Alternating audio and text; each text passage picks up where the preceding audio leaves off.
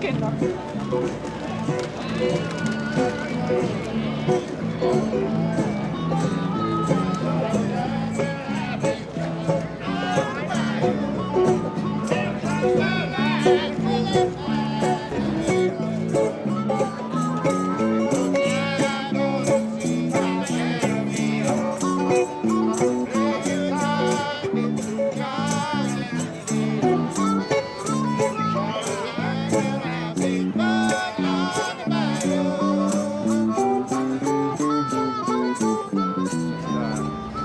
In 2007, in 18 months, I lost literally everyone in my life. My mother came down with dementia, went to settle her affairs in Florida. My brother got sick and died. 3 of my best friends got sick and died. And I got through all that fine, and then my wife died in my arms at 38 years old, and I freaking snapped, you know.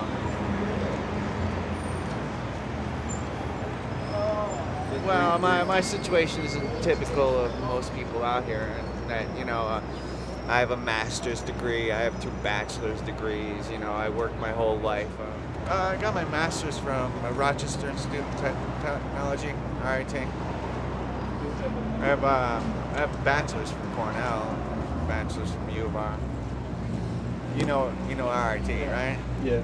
It's like What arguably the best school in the world for the field. Yeah. I worked for Impact Visuals, and then Archive Photo, and then Getty Images. It was good for a long period of time.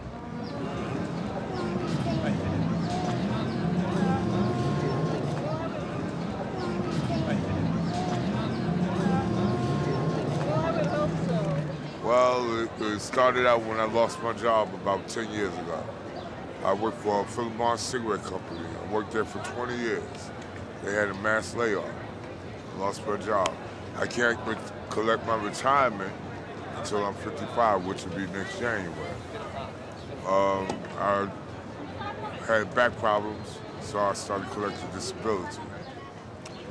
You can go down here to Bellevue Shelter. Bellevue Shelter. Right. You have ID, right? Tell them that you're homeless.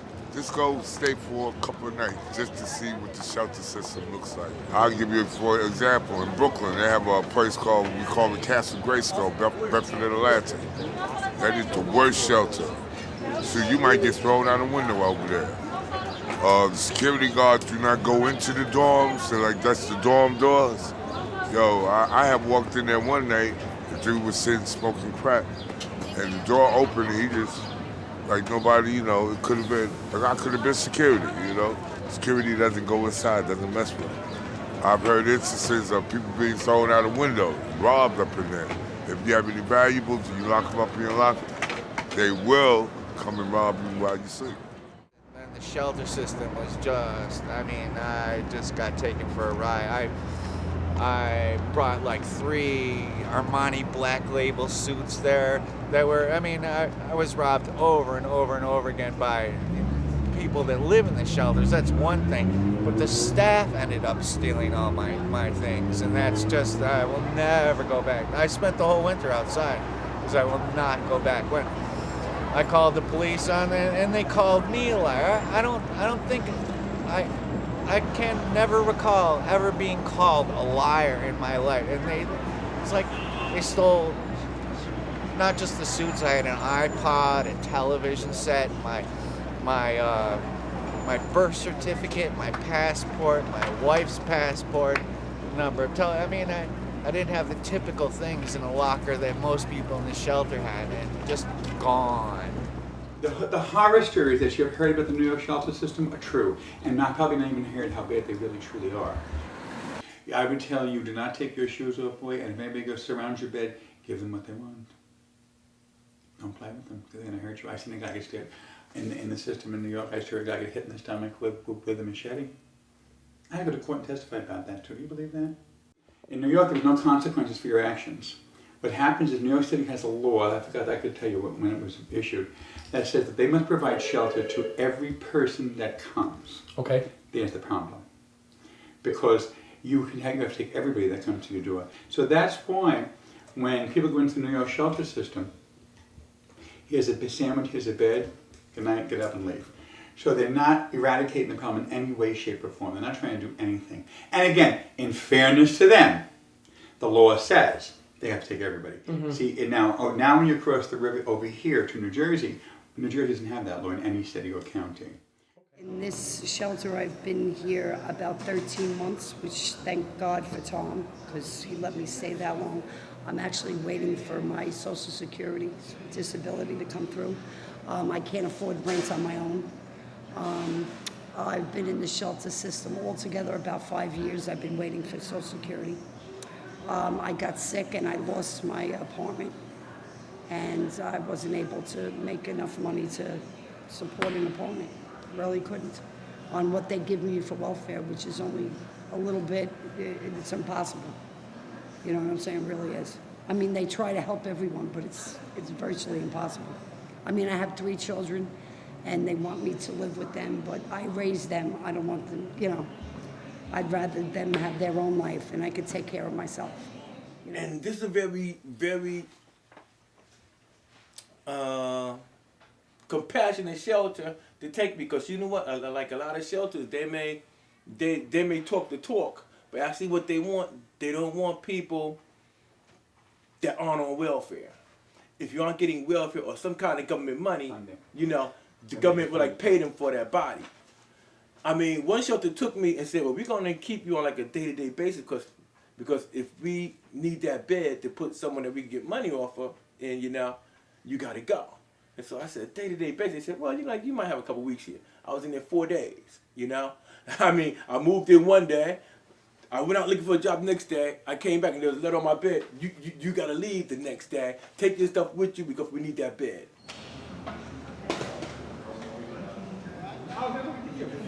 There's a very large new population that's developing, and that's the working poor. That's another form of homelessness. In other words, they are the fastest growing population in this area. They're working, but they can't survive. So at $7.50 an hour, I'll even give you $8 an hour. Let's say I'll pay you $8 an hour. At 40 hours per week, that's $320 a week gross. And you're a single guy, after taxes, what are you coming home about? $280? About $280. You're bringing home $280 a week. All right? $700 a month rent. Telephone, cell phone, food, furniture, clothing items. So a lot of the guys, what they do in order to beat that, and this is where the cycle continues. I'm taking you into a spot to let you know why the cycle continues, is they really can't afford to pay that monthly rent. So what they do is they get furnished rooms or they go to boarding houses. When you're living in a furnished room, you have no protection. There are no rights. And the reason for that is because you don't own anything. It's my furniture, not yours. Okay? So rents are payable weekly. Now, what happens a lot of times here, a lot of the buildings right around here, there's 2 buildings in particular that I know of. What they do, if your rent is due at 6 p.m. on Friday night, if you don't have it at 6 p.m., they lock you out. And they can do that legally. So now you're locked out. Now guess what you have to do? You have to pay them a penalty. Yeah, you have to repay the security. They keep your security. They keep everything, and you got to start all over again instead of being. They don't give you no credit for being there or no credit for paying. And then recently, I just started back to work about 2 weeks ago. So now I'm working 40 hours a week. I get up at 5 o'clock in the morning and I go from here to Fairlawn. 2 buses every day. You know, and it takes me an hour and 45 minutes each way. So I'm spending about 13, 14 hours a day awake trying to make money to make sure we got, food and everything. Or not even so much food, but a place to stay. And it gets to the point where, the rent's so high I can't even afford food. So we have to come here. And, I don't come here out of choice. I come here out of necessity. That's all it is. You have to put your nose down. You have to do what you got to do. I'm only 32 years old. I feel like I'm 45. It's hard. It really is. How long would you say you've been going through the cycle? Since 2005. I've had the same job when I moved up here. I had the same job. I was laid off for 1 year and 3 months. And even with me still working, it's just enough just to get by.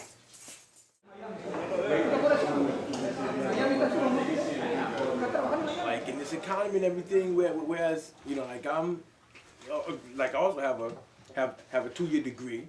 I have colleges under me. I have I've been a Black SEAL engineer. I'm getting that back and whatnot. But I got this like I'm trying to make myself more and more valuable because like I'm seeing that in these unemployment offices and in these temp places and whatnot, guys are sitting next to me that are like people that you would think would should easily be like working. And their situation is as bad or like worse than mine. They've been out of work like even longer looking for a job and whatnot. So yeah, like the unemployment situation is really kind of rough. I mean, if you turn around now, look for an unskilled labor position. There aren't any. And it's becoming more desperate. I mean, I visit the temporary employment agencies. I know the girls there for years. I go see them. I was up there the other day on 29th Street. The girls said, I just tell people to write their name on the list. I'm not having jobs. Quality Temps on 48th Street, one of the most reputable employment agencies, doesn't have any application. They won't even give you an application. So what are people really going to do?